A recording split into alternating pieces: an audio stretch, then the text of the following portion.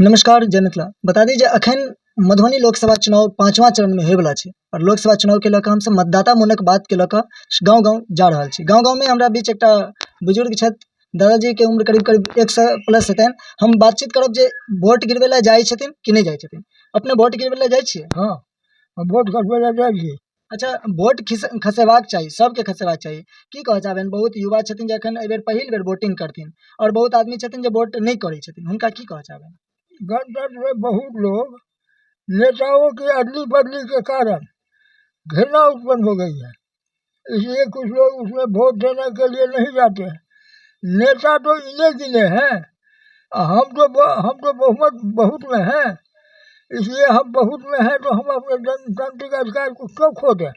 इसलिए हमको वोट देना चाहिए और सबों को वोट देना चाहिए। जो नेता ऐसे हैं उनके विरुद्ध में आप वोट दें, लेकिन वोट दें